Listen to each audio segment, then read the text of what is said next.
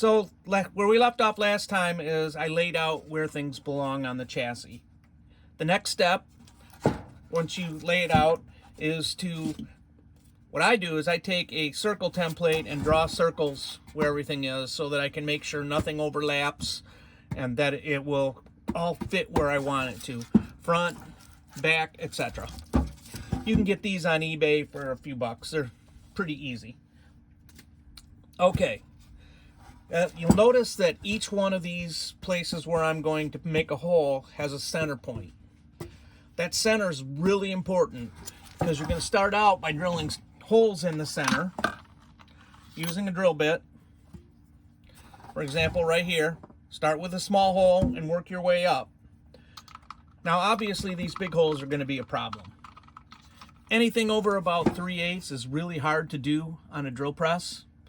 So the best choice is to go out and get some punches.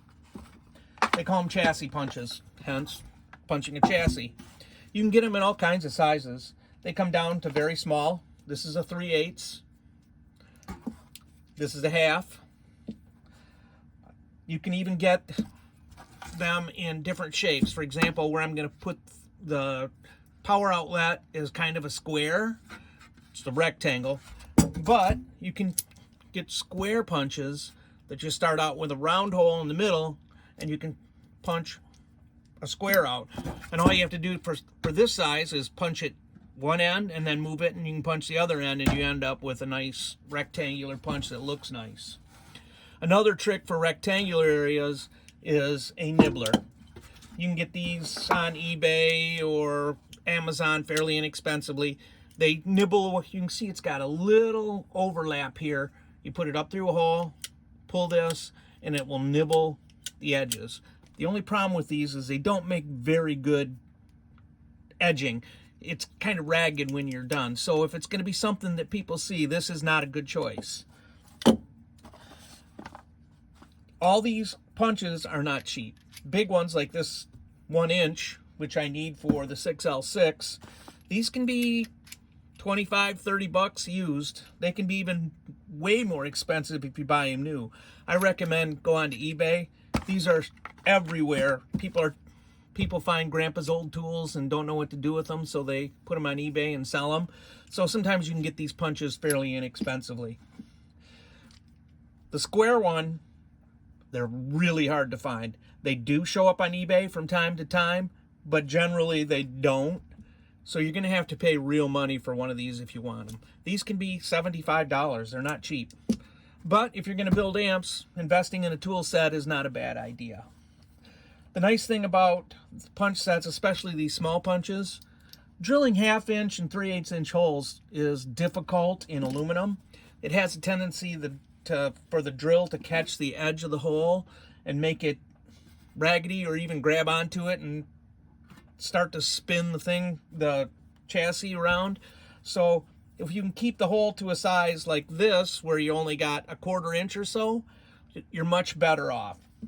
These little ones, they only take maybe 1/4 inch, 3/16 inch bolt to go through, and they punch a very nice clean hole. The only trouble you're going to have is once you punch the hole, the leftover piece that gets punched out is going to get stuck in here. It's going to be a pain in the butt to get out. I don't know how to get around that, especially with aluminum. Aluminum's really bad because it likes to bend to the shape of the die cut. But eventually you can get them out. It just takes a little bit of work, and it's way better than trying to drill. One thing about these punches is, while they're pretty maintenance free because of the material they're made out of, they're hardened steel, that doesn't mean there's no maintenance at all.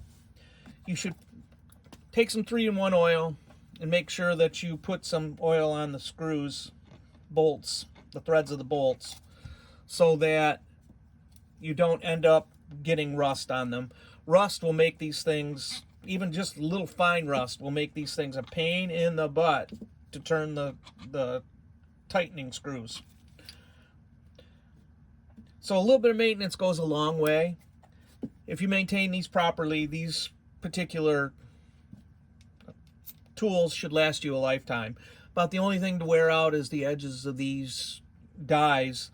If you put them through a lot of steel or really hardened metal, they can get a little dull. You can sharpen them, but chances are you'll just have to replace them. But if you're just cutting aluminum like we have on this chassis, they should last forever. Another thing about these punches is pay attention to how you disassembled them. If you put them back together wrong and use them, they can become stuck where you can't get the pieces apart, which turns out to be a disaster. It doesn't hurt your chassis because you can still pull them through, but you may not be able to get the pieces back apart again to get the little scrap out of here, and it's just a royal pain in the butt. So pay attention to what you're doing. Let's go through an example of how we actually use one of these punches to drill, to create a hole in the chassis. Here's where I'm going to put a 12AX7. I know the size it needs to be by using a socket and comparing it. As a matter of fact, I ran the socket through my circle template here and found out it's exactly, 7/8. So I know it needs to be a 7/8 hole there. Here's my 7/8 chassis punch. To start out, we need to mark where to start drilling. Don't just drill the chassis without putting in a starter.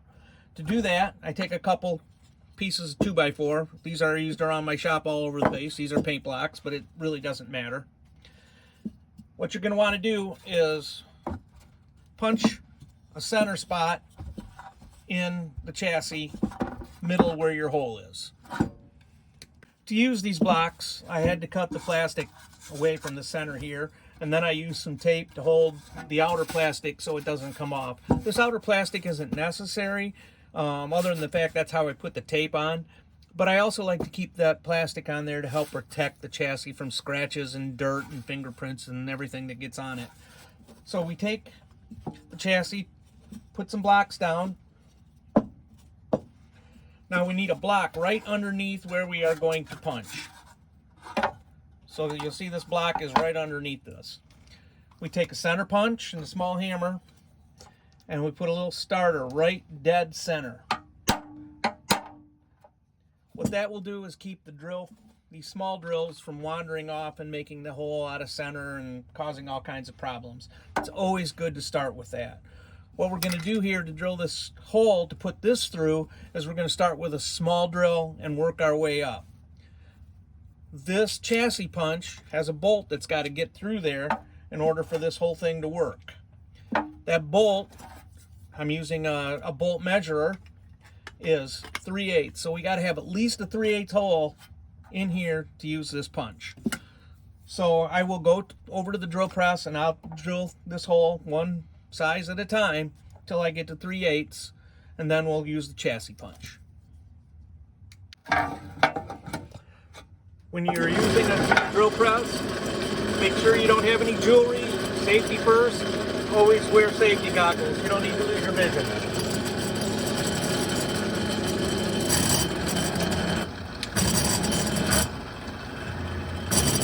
Oops, you're going to have to make an adjustment.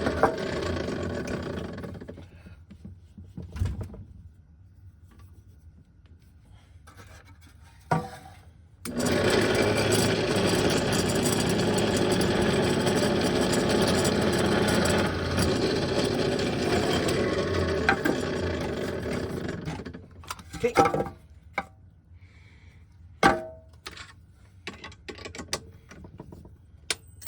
Whoops.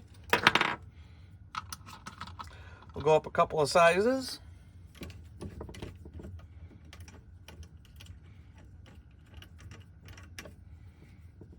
You may have to adjust your table and your drill depending on how it works out. It's got to be tall enough that this can fit underneath it, but not so tall that the drill doesn't reach. I try to keep my chuck key on a magnet right next to the chuck so I don't lose it. You'd be surprised at how often you misplace that.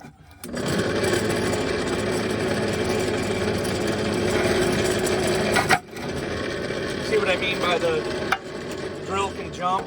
as you can imagine, when that drill gets larger, it's going to grab onto that chassis and pull it way fast. So be careful. That's why we start out with small holes and work our way up so you don't get that problem. We'll go a couple more sizes. What size you use is not really that important, as long as it ends up at the 3/8 by the time we're done. But again, you don't want to go too fast.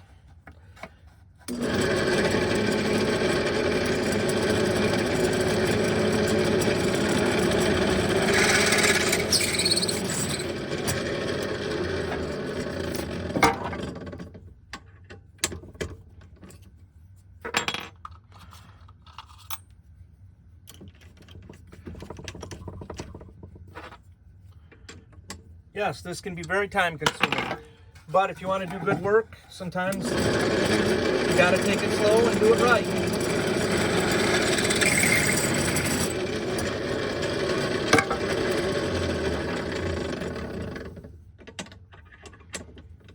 I think I'm going to have to replace the prior drill bit. I think it's slightly better. I use my tools a lot. Sometimes things happen. This is quarter. This is the largest I have in this set of drills.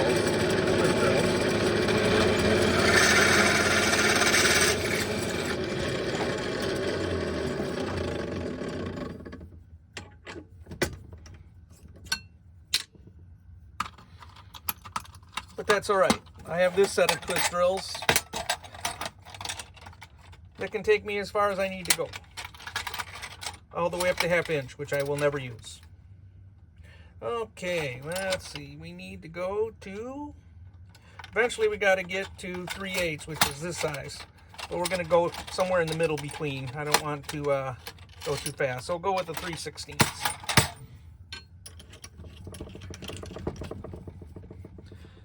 Will it be able to fit in there? Nope, we're going to have to adjust the table down a little bit.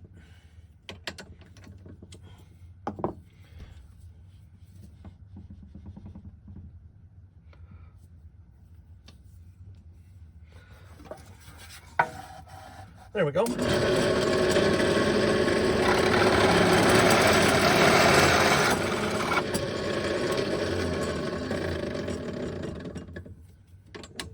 One more.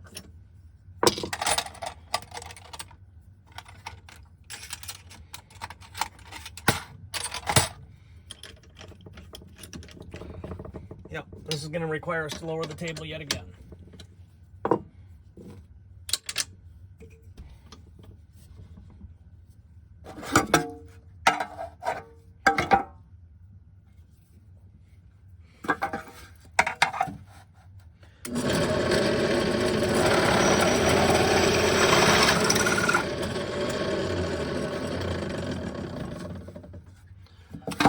Okay, take care of the drill.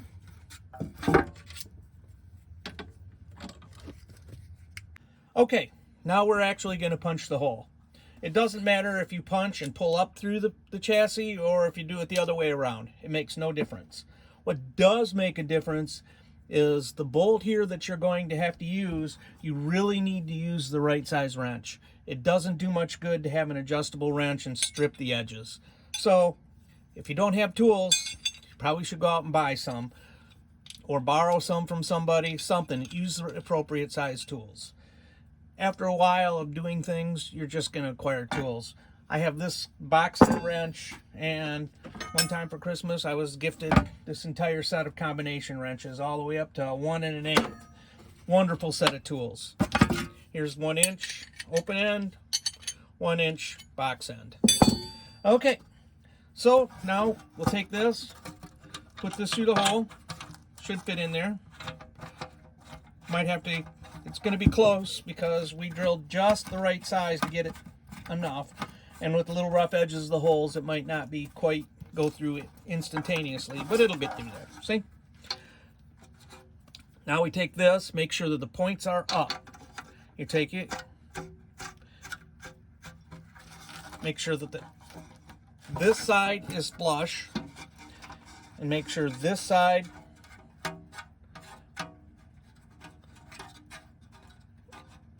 is tight, these little points will dig in and they will hold while you're tightening. So tighten this till they start digging in. Then you can use your wrench to finish.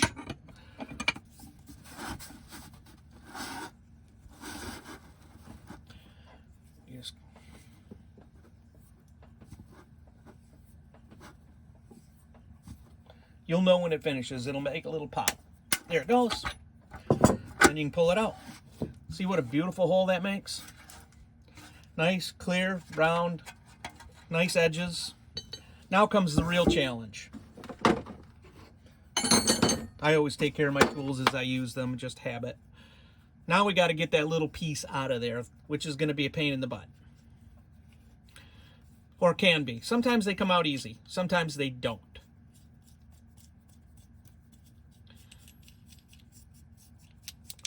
Now we got it out of there. Oh, good, it came off. Sometimes they stick in here and don't come out easy. This one's going to come off fairly easy. All we have to do is just run it down the screw. And there we go. We have drilled our hole to the proper size. Now all we got to do is do all the other holes and do holes in the back and this square one, and we'll be ready for the next step. When we come back next time, I'll have these all drilled. You don't want to watch me drill a whole chassis. It's no fun. Next time, we'll talk about putting it together and where we got to start putting the components in and make this amp to start being an amp. Until the next time.